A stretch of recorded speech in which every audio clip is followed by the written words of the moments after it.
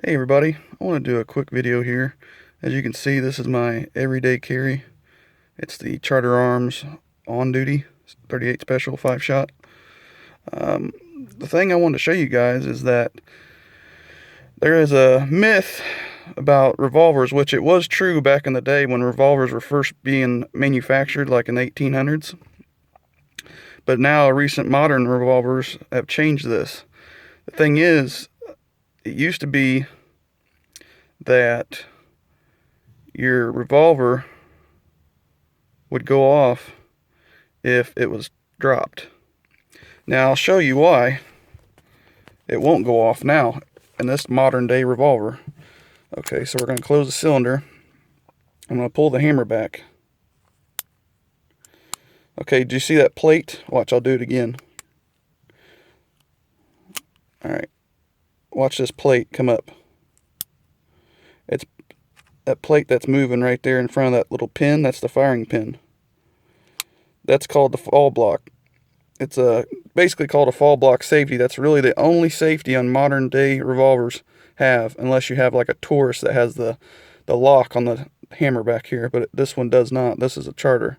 Most revolvers do not have a safety on them, external safety anyway. Now, that plate is what actually hits the firing pin. A lot of people think that the hammer hits the firing pin. That's not true. I'll show you if it'll focus here.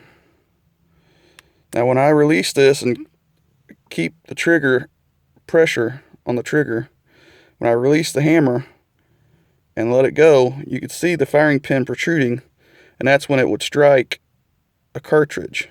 You let go of the hammer or the trigger and it resets. Now a lot of you guys that own guns probably already know this, but you can also release, if you had to draw a gun, draw your revolver. This is probably mainly for revolvers. It could happen on a semi-auto, but I haven't really messed with those.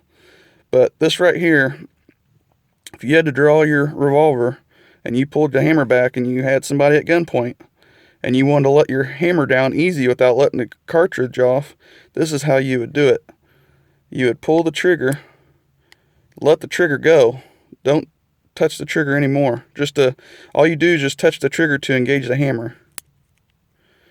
Now when you let the hammer down, it does not engage the firing pin, because you have to fully engage the trigger for it to, the whole system to work and fire. And that's what I mean by when you hold the trigger all the way down, the pressure, it hits the firing pin. You reset it. But like I said, you just touch the trigger just to release the hammer, and then you let the hammer go. It never fires. So that's one reason why a revolver, they said back in the day that, it's still the myth going around that if you drop your gun, it'll go off. Well, here's a proven fact that it most likely won't. I'm not saying, it just depends on what condition the gun's in and if it was cocked when it was dropped. But as it sits like this, resting state, a revolver will not go off dropped. Now that's just for a modern day revolver.